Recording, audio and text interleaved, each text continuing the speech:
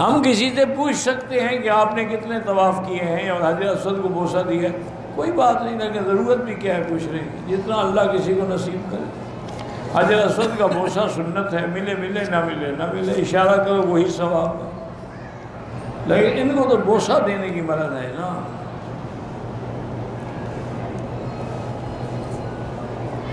یہ کوئی ایسا ان کے دماغ میں خناس ہے۔ ایک دفعہ پرانی بات ہے، حج کے دن تھے، میں تقریر کر رہا تھا تو ایک آدمی نے چٹ لکھا کہ مولوی صاحب آپ بزرگوں کی مزارات پہ سجدے کرنے کو اور ان کے مزارات کو بوسہ دینے سے منع فرما رہے ہیں، کیا آپ اپنی بیوی کو بوسہ نہیں دیتے؟ میں نے لکھا، اب جواب میں اس کو بتایا، میں نے کہا کہ تم بھی اگر اس کو بیوی سمجھ کے بوسہ دیتے ہو تو پھر ٹھیک ہے، پیر سمجھ کے نہ دو، اس کو بیوی بنا لو تو کوئی بات نہیں، خدا کا شرم کرو۔ ایک ہے انسان کا میاں بیوی کا تعلق یا بوسہ، تو شریعت کا حکم ہے، قبر کو بوسہ نہ دینا اللہ کا حکم ہے، جہاں حکم ہے ہم دیتے ہیں، جہاں نہیں ہم نہیں دیتے۔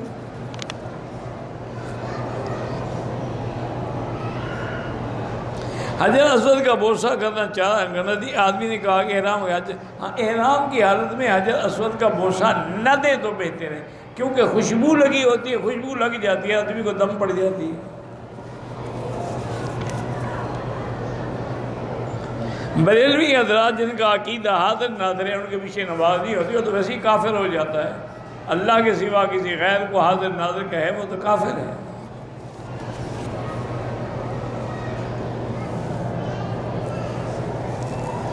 میرے دو بچے ہیں، ایک 14 سال کا ہے، لڑکی 11 سال، ابھی تک میں نے عقیقہ نہیں کیا، 5-10 سال اور صبر کرو، بعد میں مسئلہ پوچھنا ہے، جب کرنا ہی نہیں تو پوچھنے کی کیا ضرورت ہے، کرو تو اب بھی کر سکتے ہو۔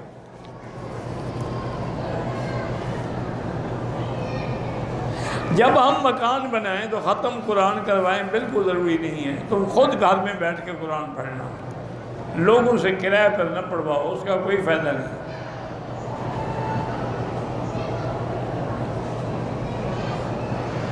میرے والد جو ہے مائکرو فنانس بینکوں سے سود پہ پیسے لیتا ہے تقریباً 13 سال سے، میرا بیٹا تقریباً 12 سال سے میرے والد کے پاس پرورش پا رہا ہے، حفظ بھی کر رہا ہے، میں کیا کروں؟ کیا کرے؟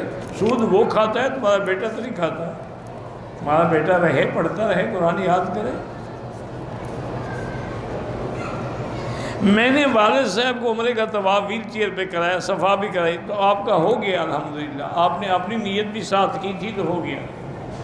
اصل میں یہ ایک بڑا باریک مسئلہ ہے جو عام آدمی کی سمجھ میں نہیں آتا۔ مسئلہ فقہا نے یہ لکھا ہے کہ اگر کوئی آدمی کسی کو کرائے پر کندھے پہ اٹھا کے طواف کرائے تو کیا اس کا ہوگا؟ اور نے کہا نہیں، اس کا نہیں ہوگا۔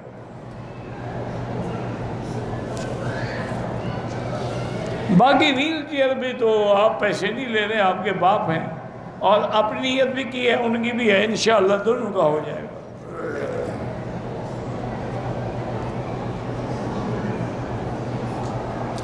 ہمارے بینک پسماندہ ضلعوں میں مائکرو فنانس بینک قرضہ دیتے ہیں 50,000، سال کے بعد 65,000، بالکل سود ہے، خالص حرام ہے۔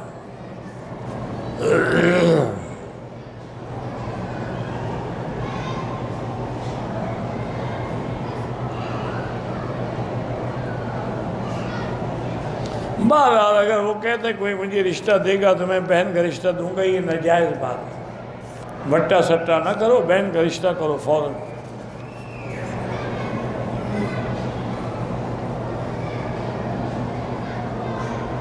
کہتے تھے کہ میاں بیوی اگر مباشرت کرتے ہوئے منہ سے اللہ کا نام نکل گیا یا ماشاء اللہ کہ کوئی عرض نہیں، کچھ نہیں ہوتا۔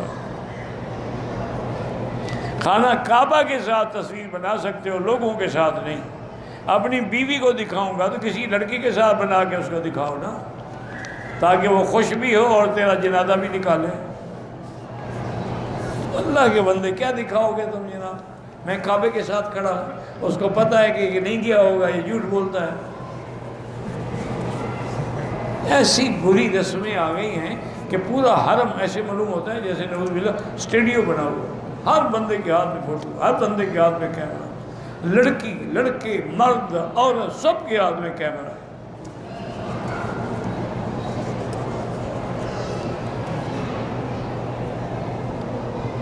کہتے ہیں ہمارے قافلے کے کچھ لوگ جو ہیں وہ عصر کی نماز حرم میں نہیں پڑھتے کہ حنفی مسلک میں وقت نہیں ہوا۔ فتویٰ یہی ہے کہ حنفی مسلک میں حرم کی نماز نہ چھوڑو، پڑھ لو اگر محروم ہو جاؤ گے۔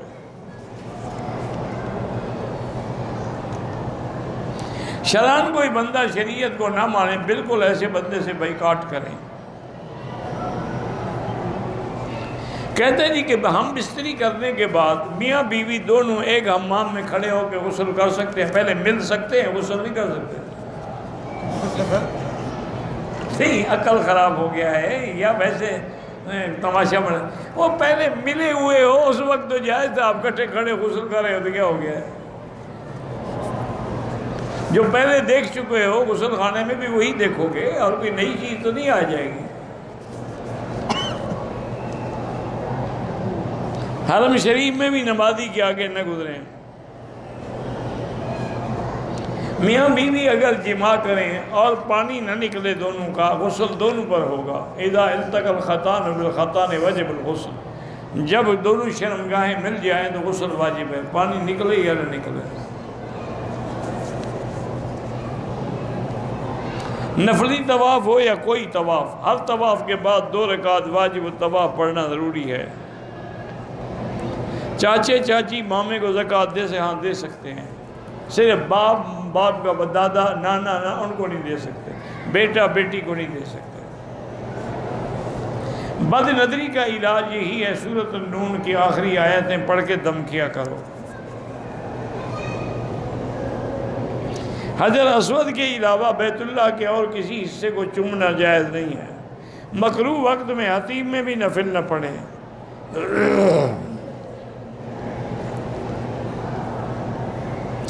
اگر ایک طواف کر لیا، 2 رکعت مقام ابراہیم پہ ادا کی، پھر دوسرا پھر حجر اسود پہ آ کے دوبارہ نیت کرے گا دوسرے طواف کی۔ حضور کا سایہ تھا، بالکل تھا۔ اہل سنت زواری پہ جا سکتے ہیں، زواری پہ شیعہ جاتے ہیں، اہل سنت کا کیا کام؟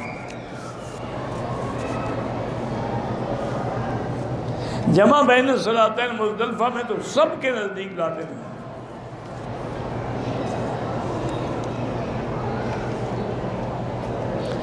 اگر فرض نماز میں عورت آ کے کھڑی ہو جائے، اگر تیرے ساتھ صف میں برابر کھڑی ہے تو تیری نماز نہیں ہوگی، یا تیرے آگے کھڑی ہے پھر بھی نماز نہیں ہوگی۔